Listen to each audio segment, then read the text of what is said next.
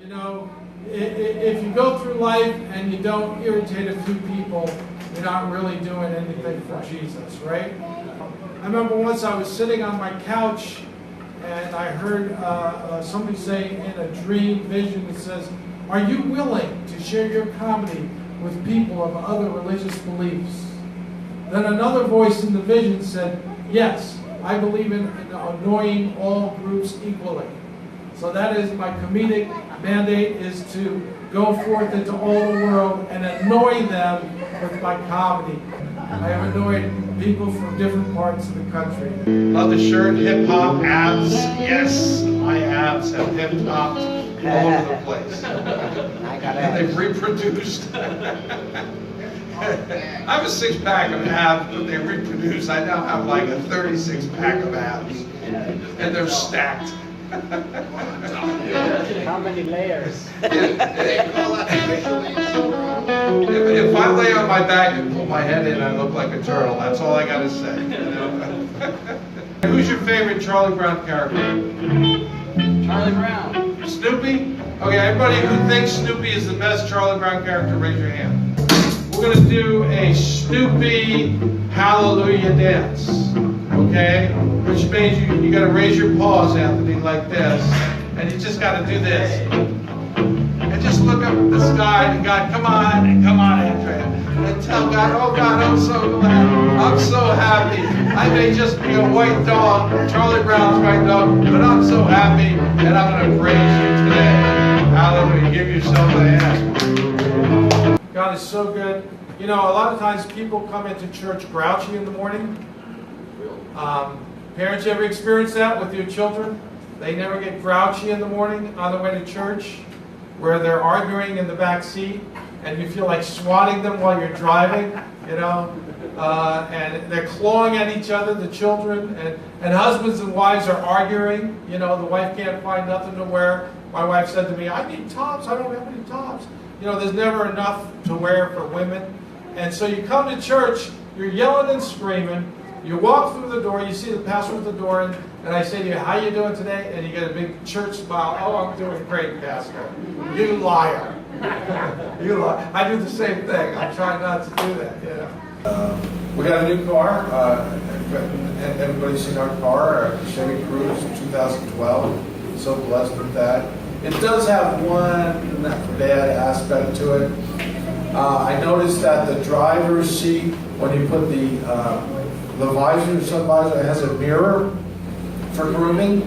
See yourself. That is the problem, because this morning when Dwayne was in Wise shopping for some stuff, I flipped up the mirror to groom myself.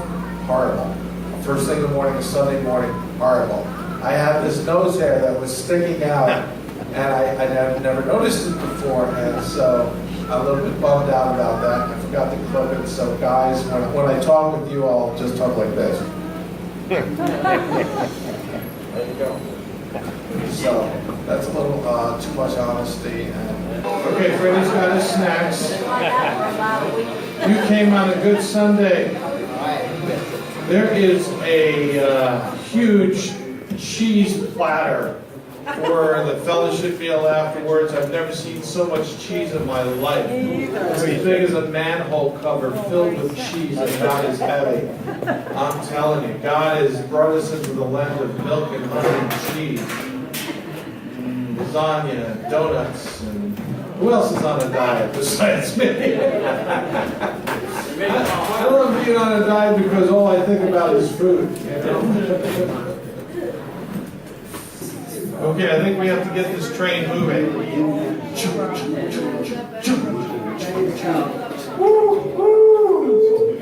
Let's get the River of God train going. Yeah, like Dawn. Let's give Dawn a hand, because she has really, she's almost graduated from School of Snarky, JP's School of Snarky. She is becoming quite a tour de force. You know, if you've never felt the wrath of her 5-finger salute, you have not lived. I would recommend after church, ask Dawn to slap you. She has, even as I say that, she's bunching up her fists around. Look at that.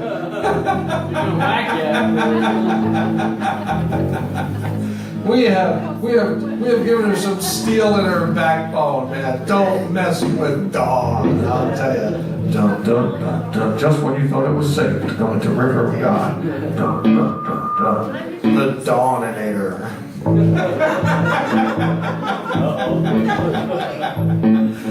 Don't throw that. Don't put that down. The caffeine will kick in at some point, and I will once again become lucid and clear in my thinking. This could happen. Yeah, I believe in thinking. I did it once. It worked out well once. I'm thinking of doing it once again. But got a message yesterday.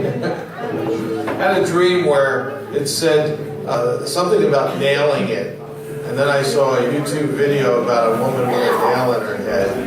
And God said, you know, people are using their brains too much and their spirits too little. If you go to a church and they're clapping like this, not a good thing.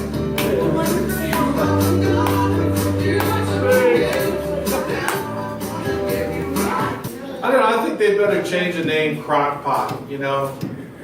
That's not very flattering to what you're cooking. So what are you cooking today? Oh, something in the crock pot. Well, what is it? I don't know, it's just a bunch of crock, I don't know. I guess that's better than calling it the crack pot, you know, which I've been called a few times. You know. I really enjoy watching people's faces as I talk to people, you know. I'm learning the look of disdain. It's got a certain look, disdain, you know. As a pastor, you get a lot of boredom looks. That's normal, you know. You get a lot of sleepy time, one eye open, one eye closed. You get a lot of those as a pastor. You learn that when you preach. But I enjoy the disdain look. I had a dream last night where I was going to some governmental office, you know, to get some paperwork or something like the DMV or something, and the lady there was really mean to me. I mean, she didn't smile or anything. And normally she would smile, but for some reason that day she didn't smile. And as I'm walking away, I remember talking to somebody in the dream, and I said, you know, I really like her. I like her snarkiness. That was the dream. So some of you have the snarky anointing. I won't name names. If you see somebody with a big S on their shirt, that stands for snarky. In case you didn't know what that S stood for. You know, this stuff is just coming right now, Abby. I'm not, you know, I didn't pre-plan this, okay? But I respect snarky people. You know, I used to freak out when people got nasty to me, but now it's become such a norm that it's become my love language. You know, I'm getting to where if I'm not thrown out of a joint, I don't feel like I've really done my job before God. Yeah, that's right. This is the uttermost parts of the earth. Welcome to Johnny World. I was outside of Wise this morning waiting for Dwayne. I spent a lot of time waiting for Dwayne in my life.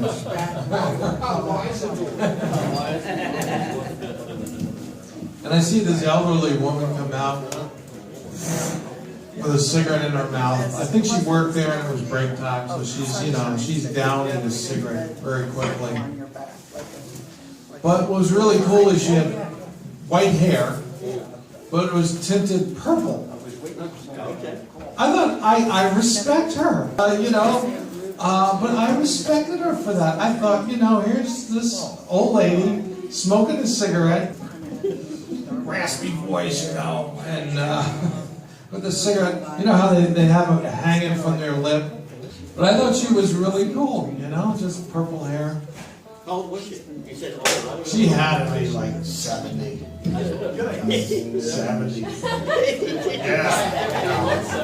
70. Kind of bent over. Still working at Wise. Purple hair. I'm going out to get a smoke.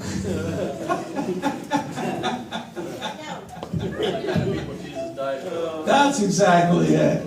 I love those people. I told Steve, you know you're a sheep this morning. And he did this really lame sheep impersonation. I mean, it sounded like a sheep that was, I don't know, catatonic. It was a catatonic sheep. So he's been working on that. So when he gets his coffee, Steve, come up here and give us a sheep. Anybody else do a good sheep impersonation? Andrea, come up here and do a sheep impersonation for us. Marilyn, you want to do a sheep for us? I need help. Come on. Do sheeps go in herds, or do they go in, what are they going? You're supposed to. I'll wait for our assistants. Very good. Is she good? Lou's really good.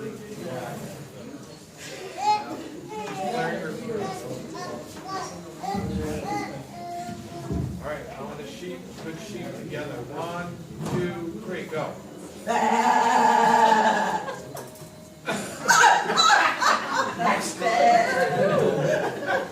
She's not impressed, obviously. She's got something better for me. No! Can you do a sheep?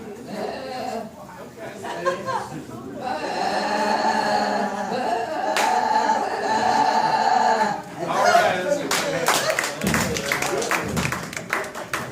And then I had this incident where they had this bull. Well, what is it with farmers and cows and bulls? They had this huge bull about the size of all these chairs. And they had this rolled up hay. You know how the hay in rolls in the field you see it? Farmer Jim says to me, I want you to move the bull to the hay so he'll eat it. Okay? I said, okay, this is no problem. I'll just go and talk to Mr. Bull and say, Mr. Bull, look, the hay's over here. Farmer Jim wants you to go eat the hay. I had no clue. How do you get a bull to move into a position that you want him to go? I got no clue. So I did what I did in my Johnny brain logic. I started to push the bull's head in that direction, thinking if he's looking at the hay, he would want some.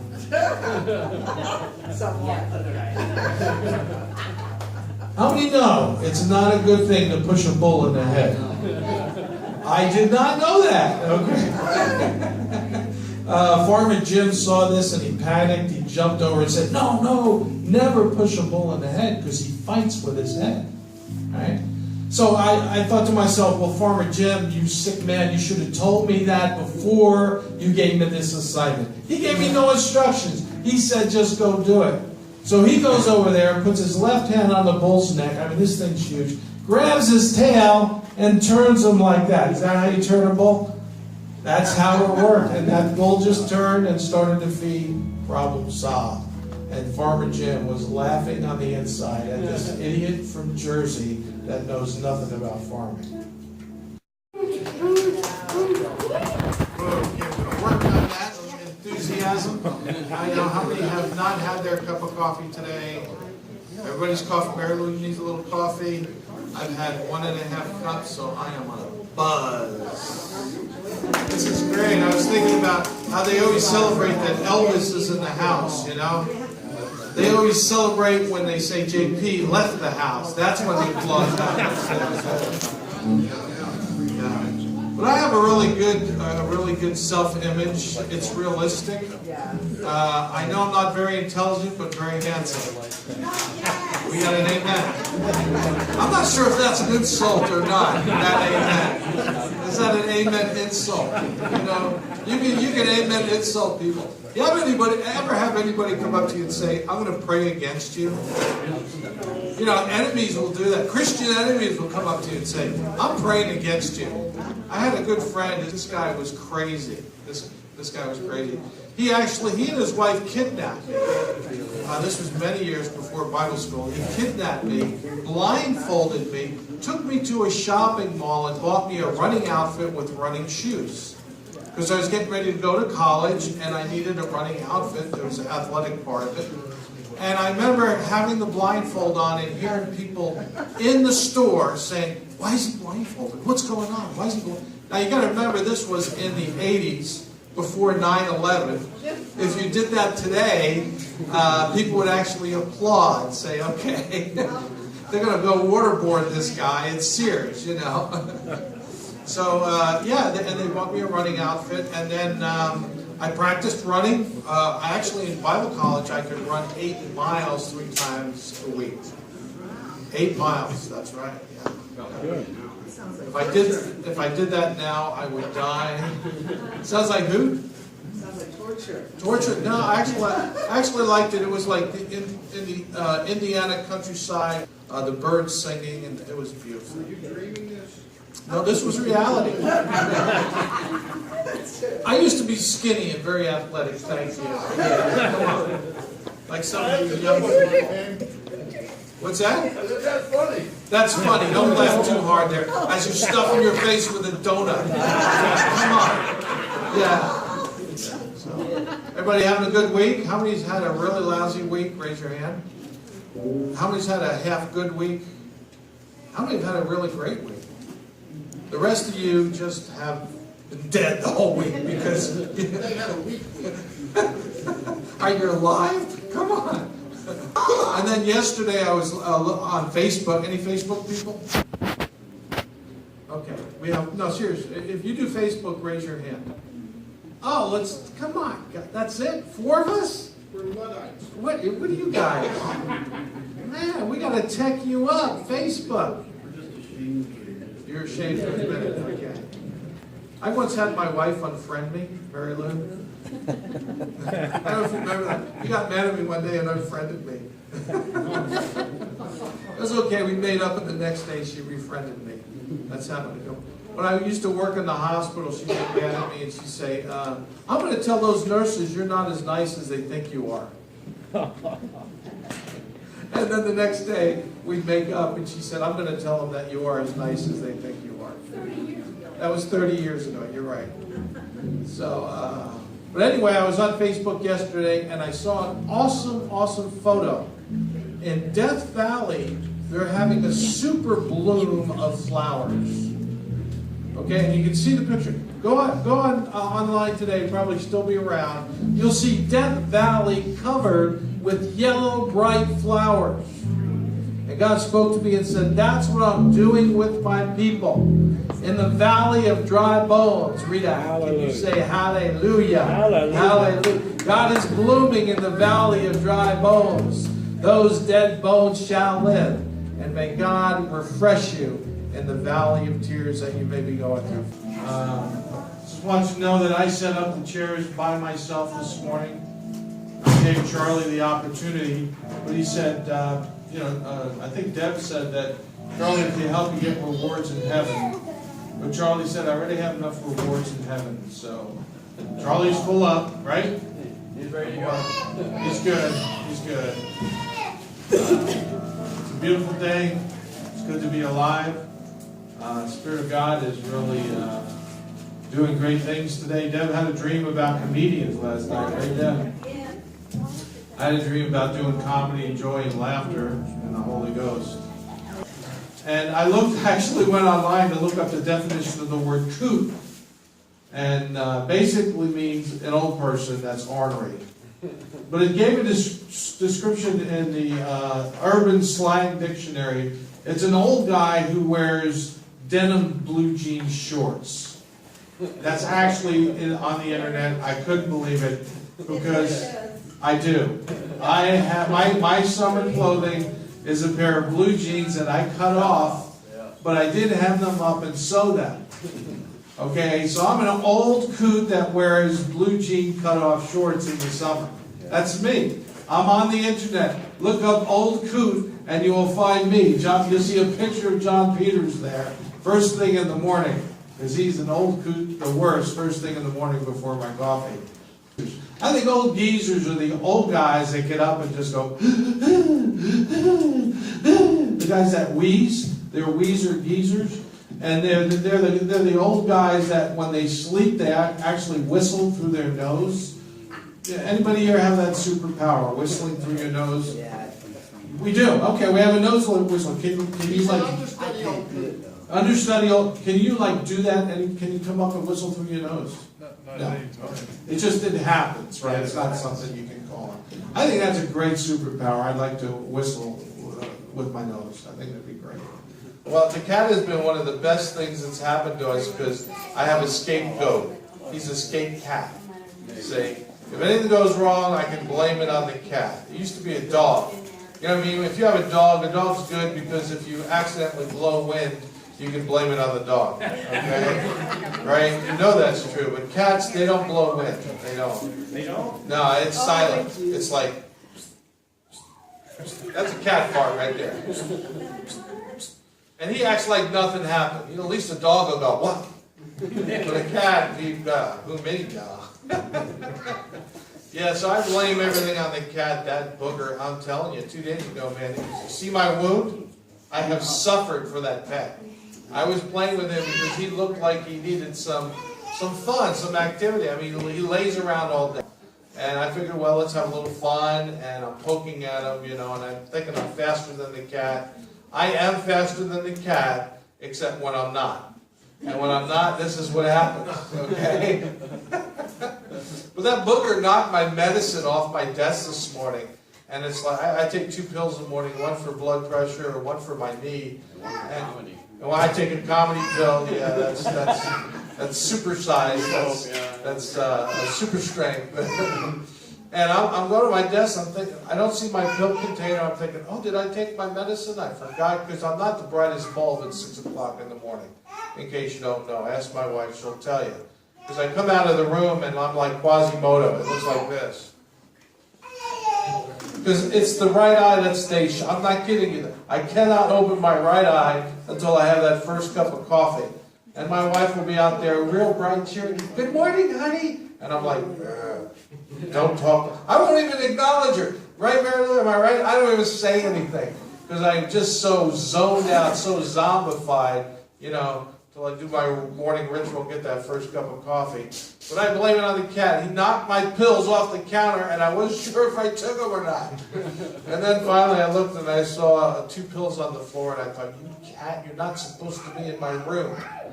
Because he comes in my room and he knocks my bills behind the desk. I have a tray with my bills. And I saw him go on there and do this. Like one by one, he's knocking those bills off my desk behind the desk, so I won't know they're there. You know, if I get thrown out of my apartment, blame it on the cat, okay?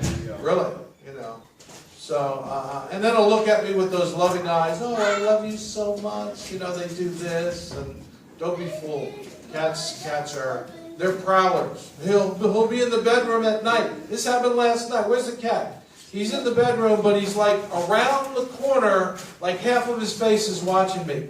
And he's got those glimmering eyes. He is stalking me. My cat was stalking me last night at about 1 a.m. See? I don't trust that cat further than I can throw him. But he's so wonderful. He's so cute. And, what's that? He's plotting to kill. Yes, he is. In his cat mind, yes, he is. Yes. So, but you know, the other day, he was like, now he sleeps on my legs when I'm on the couch and he warms me up. And I was so happy. And then, you know, I'll just stroke him and he purrs and he looks at me like he loves me. So I figured, okay, I've come to a change in my life. I've decided I love my cat. Yes, and I was going to come out of the closet and let everybody that I love my cat. Because I told everybody I hate cats. They taste good in soup. But now I wanted to let the world know. I was actually going to Facebook that I love my cat. I'm serious. You ask my wife.